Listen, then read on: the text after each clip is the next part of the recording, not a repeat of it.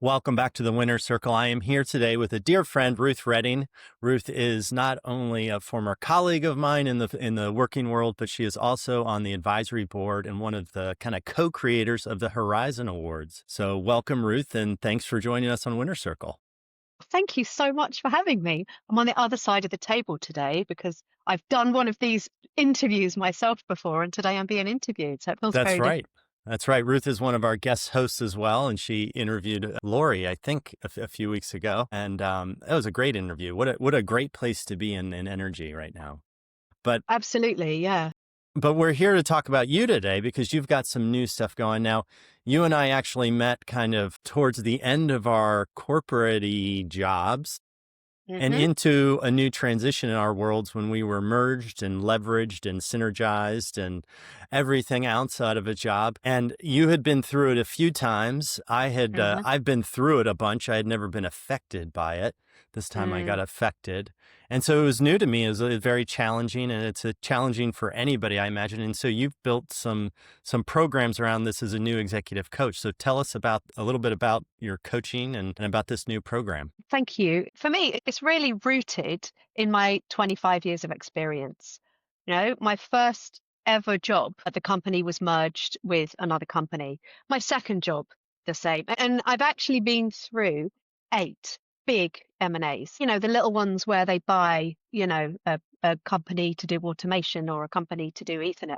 8 really big coming together of 2 organizations. So everything I'm working on at the moment is really rooted in the experience that I've had there. Some of it great, some of it not so great, because those experiences are really, really tough.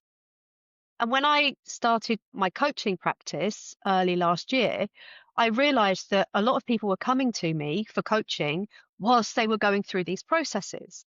And as I got going with my business more and more, I realized, wow, these people need help through this process.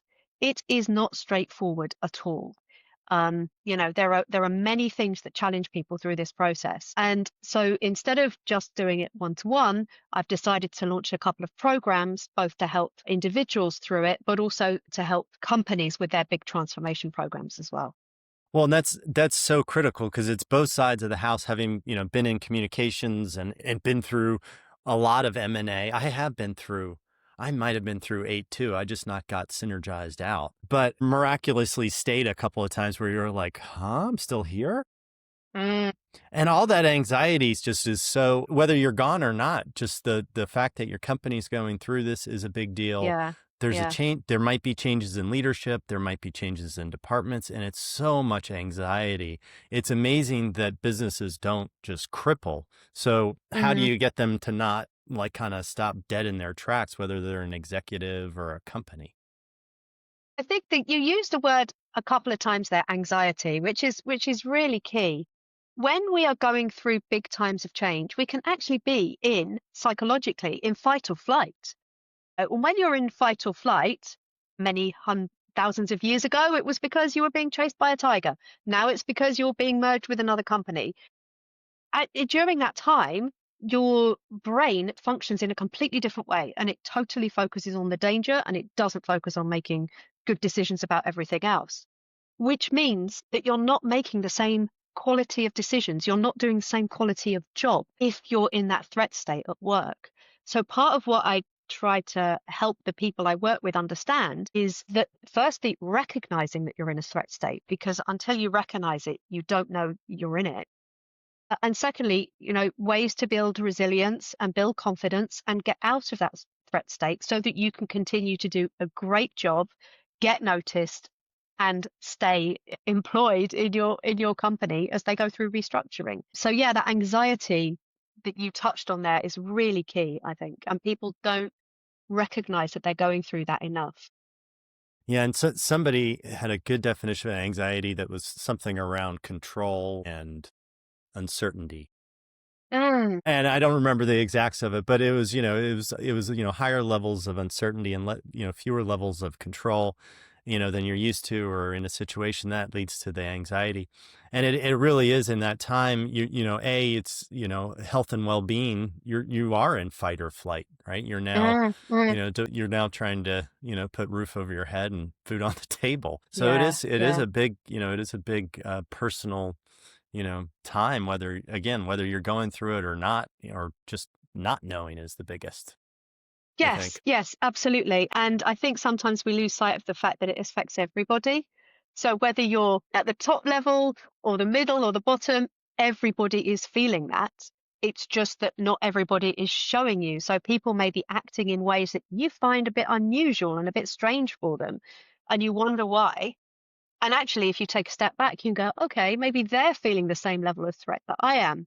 And I think building up that knowledge that people are going through this can really help people to empathize and to understand that everybody else is going through it as well. Yeah, and I think that empathy word is probably one that's really important. How do you build that into, as you're kind of dealing with these executives? Let's start there with kind Mm. of that one-on-one. They're facing their own existence problems and not being seen or whatever inside of an organization. How do you build that empathy when they're almost down themselves? One of the things that I use is to help people understand each other's strength, because I think when you understand where the other person has come from, what their version of the world is, and what their strengths are, you just build more empathy. And my way of doing this is I use an online tool that we've used before called Cloverleaf. And this online tool builds up a picture of your strengths and your kind of psychological profile. It then puts that into a team version, and you can kind of see what your teammates' strengths are, how they respond to change, how you respond to change, how that could be different. And through that tool, you can build up a lot of empathy. So I use both the online version of that, and I use it face to face with my clients as well, to really help them to understand themselves and their colleagues and each other through the change process. And I think understanding each other really helps build the empathy. Yeah. And you talk about the change process. It is a process, isn't it? Hmm. I mean, it is a very much a process. I remember going through a synergized M&A once, and somebody telling me, like, get used to change. And I'm like, huh? And Yeah, you yeah, really do. You have to get used to it. So you've got this new program, I think, called Change Accelerator, right? yeah. That's right. Yeah. So you're out there helping execs in teams. Tell us a little bit about Change Accelerator. I know it's just launched a little while ago. Yeah, yeah. So I just launched the individual version first, and this is for leaders who are having change done to them at work. So a leader that is in a position, an executive that's in a position where their company is going through some kind of restructure. It could be post M&A, it could be just a big restructure. It could be that you've inherited a new team, or you've had to join a new team that's, in even a different country, and you don't really, understand them yet. But it's a 3-month program for people to really get themselves through that change and come out with the best possible outcome for themselves. I've designed it to kind of build over the 3 months. So you start off with really understanding what your strengths are, who you are at work, and how to go and sell yourself, how to become really visible at work. Very often you've got brand new leaders that you've never met before. They know a bunch of people from their old company. They don't know you. You've got to increase your visibility. You've got to be there. You can't just put your head down. The second month then moves into strategic positioning, working out who all the power players are, focusing on the right people, how to communicate in the right way. I think a lot of people don't communicate enough as they go through these processes, but there are other people who over communicate in a way that just becomes saturating and frankly annoying. So they need to, it's finding that right balance. It's stating where you want to go, where you see your future, and doing that in a confident and way that really shows where your value lies and where you want to go. And then the third month is all about resilience, because you can be armed with all these tools, and frankly, you could still be there in 6 months not knowing what your role is and not knowing where you're going to end up. So it's building that personal resilience and building your confidence further to make sure that you can ride this out in the long term. So that's kind of the structure of it. And I really want people to come away from it feeling like they've got the confidence to go and get the role they want out of the restructuring. Yeah, what's interesting, what you described to me is you're almost building a product. You know, you're reframing kind of what you as a product are in that organization. Yes, yes. So that, yeah, that hit really, that was a good way of explaining it, I think, the way you said it, just because you're kind of defining your roles, you're defining your strengths and weaknesses. What are you good at? What aren't you good at? Mhm. Because I know what happens is, you're either looked at on a piece of paper and something's decided about you, or you go through some sort of interview process. I've done both. Yeah, And if you yeah. go through that interview process, you better know what your worth is. And if you're going through a written process, I would imagine you'd want to be vocalizing what your worth is before that written process was done. Absolutely, absolutely. And also where you want to go. I've been through some restructuring where actually I was pretty vocal on what I wanted to do and I got that role out of it.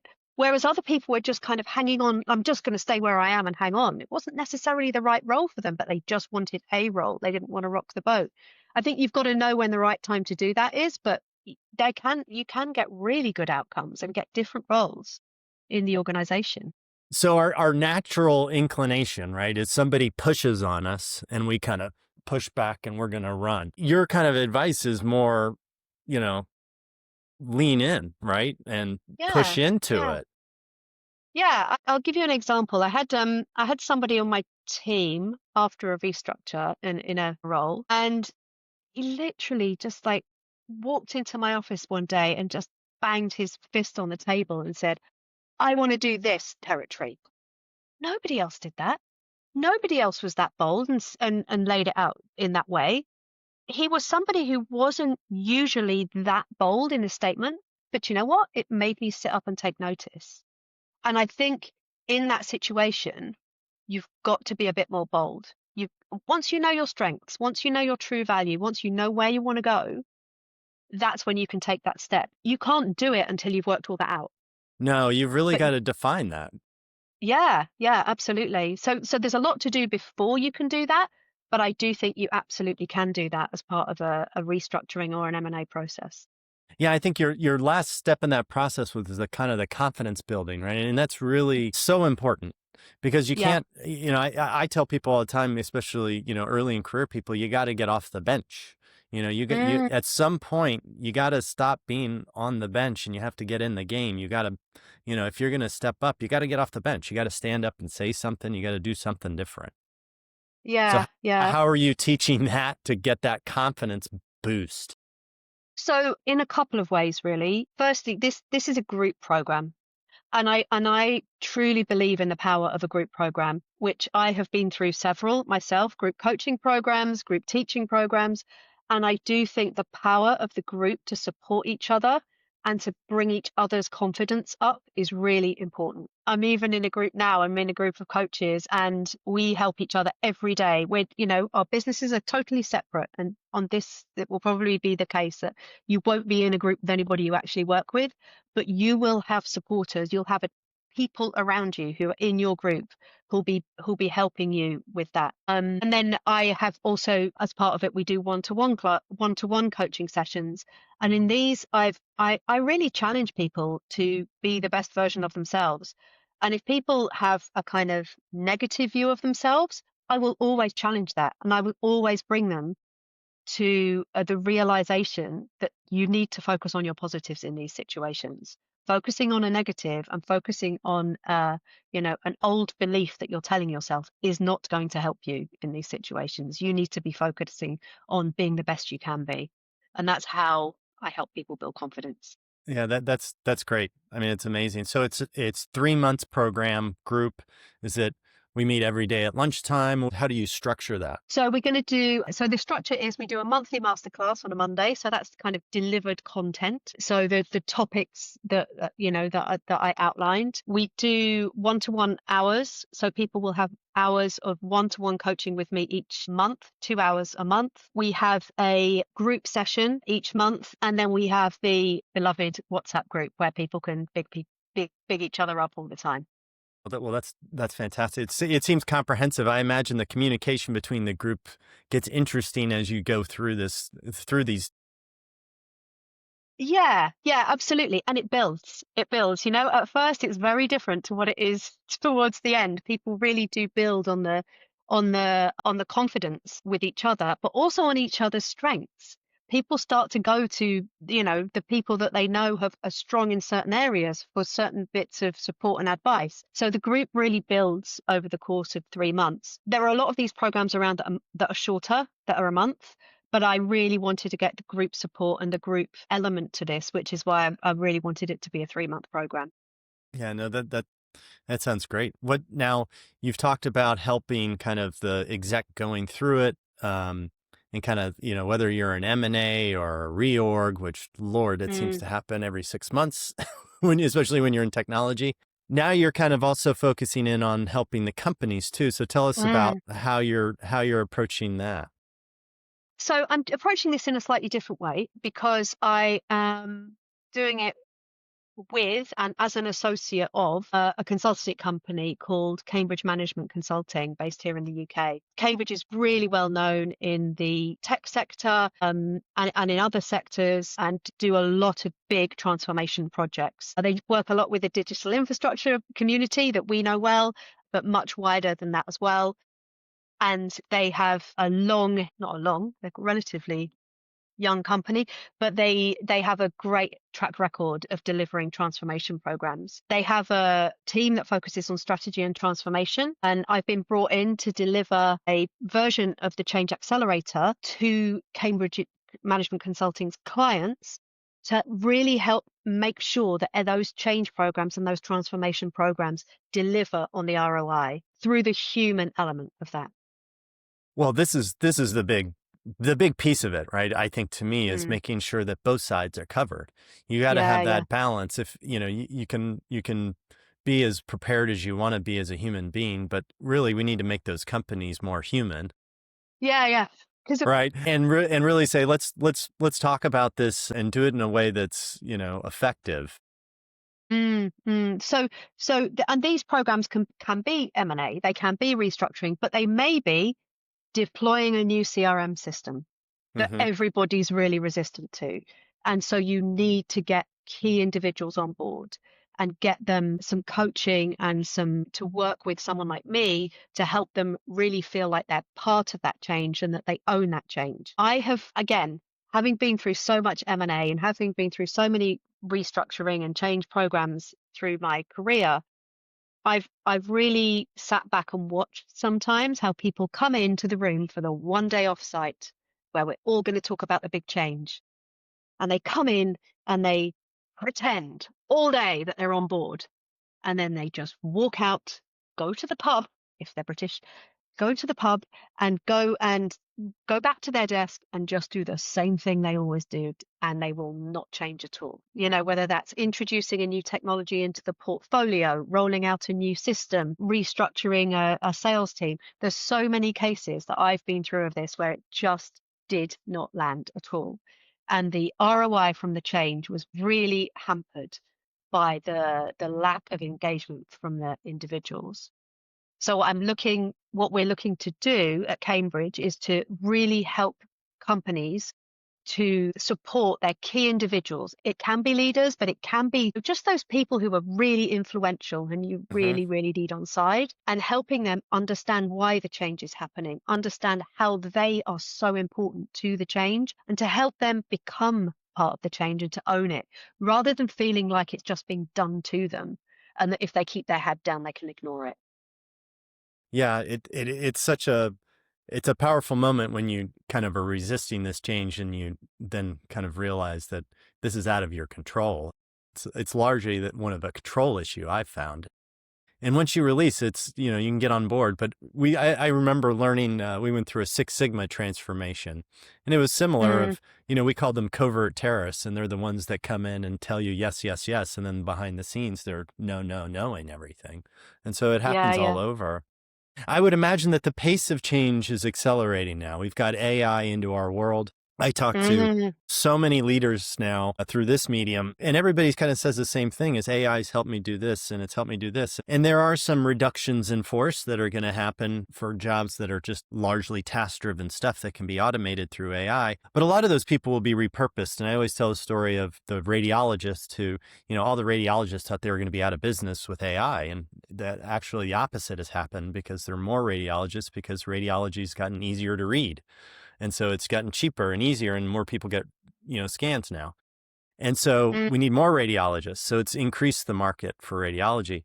And you see this all over, but jobs will shift, right? We're not going to need somebody to look up customer service information. A machine's going to do that, right? Yeah, yeah, And yeah. so I think it's so important now that these companies have an understanding of that. And it's because the pace of change is going to, I think, accelerate.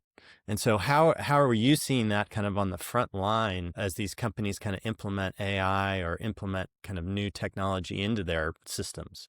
One of the interesting things that I've noticed is that the rate of adoption is different on a very individual level at the moment.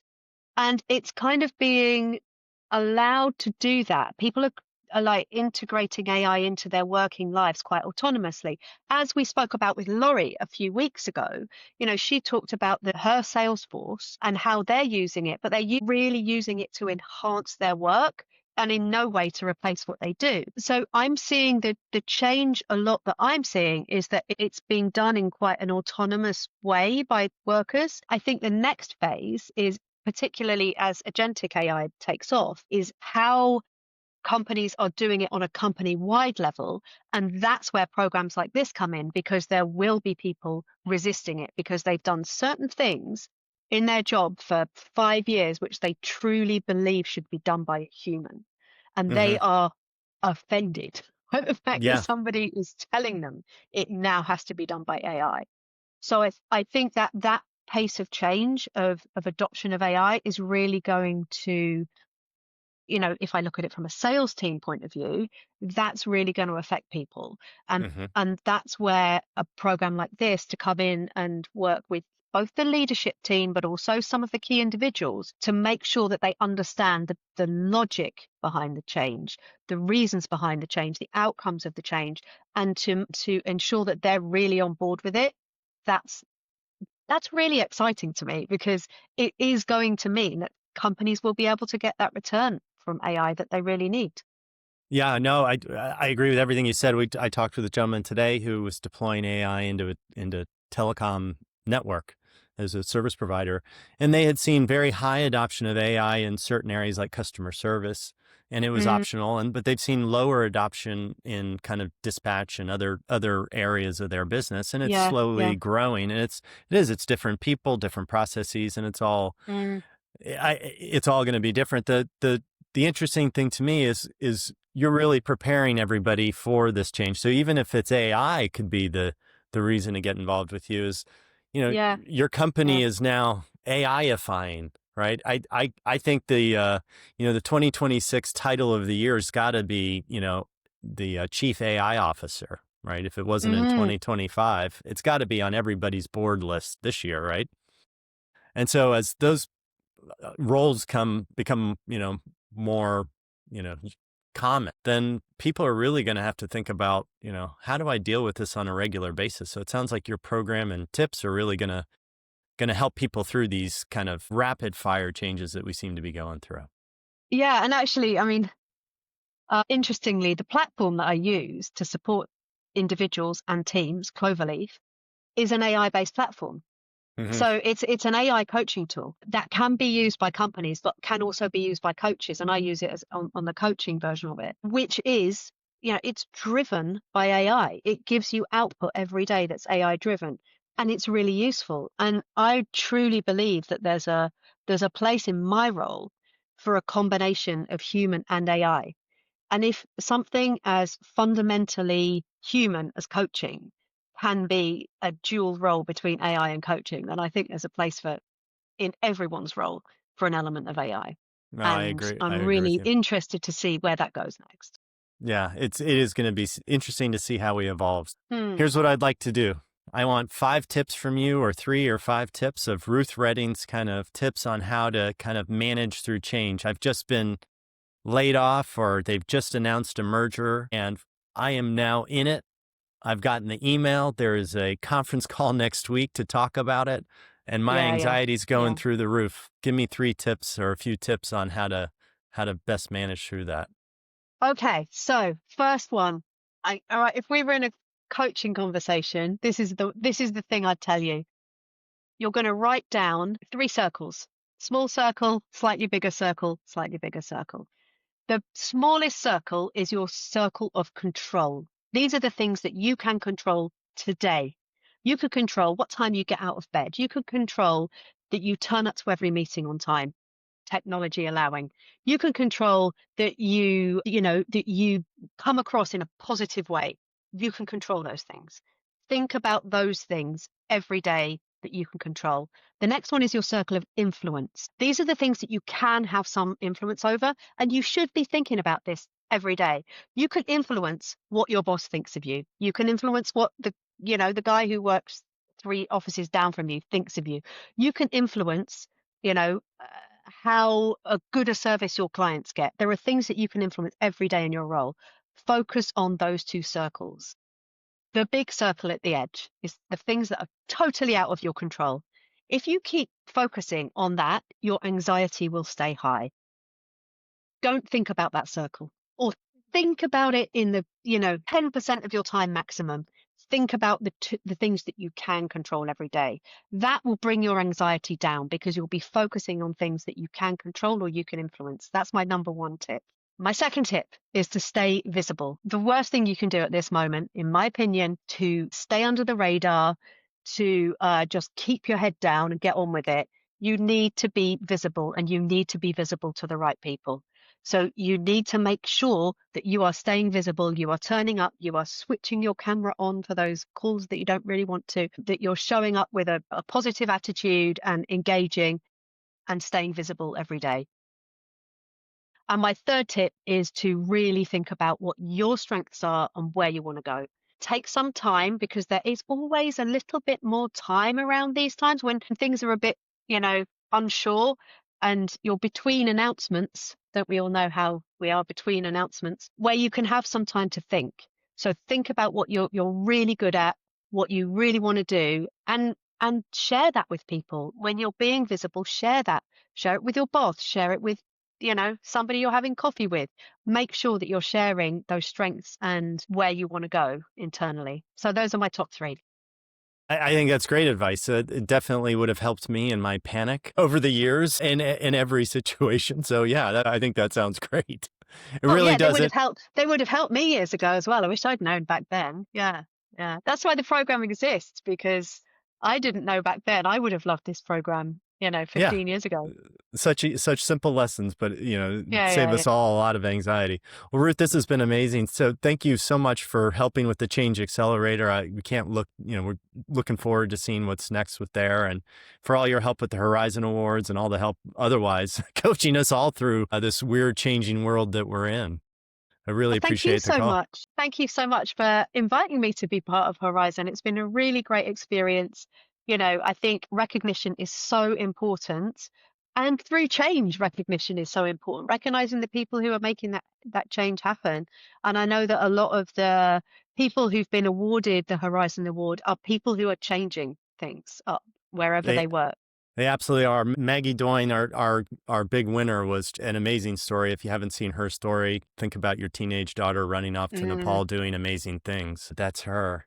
So yeah, just an amazing story. I was listening to something today. They were talking about, the flood of information that we're getting and the flood of news that we get, especially with social media and scrolling and Instagram and all the video. And we're just flooded with this, and to step back and realize that most of the world is not going through that. That is not yeah, yeah, happening to yeah. me. That is not happening around here. It's a nice sunny Mm. day or a gray day in the UK. And we have to step back and realize, like, change is happening, but it's always not happening to us. And it's not always, happening around us, but it sure seems like it most of the time. Yeah, yeah, absolutely. Outside of the circle of control, for sure. Yeah. Ruth, thank you so much for the advice, and I'm sure we'll see more of you here on the Winner Circle. Yeah, absolutely. I can't wait to do some more interviews with some of the winners soon. Take care. Thanks again. See ya.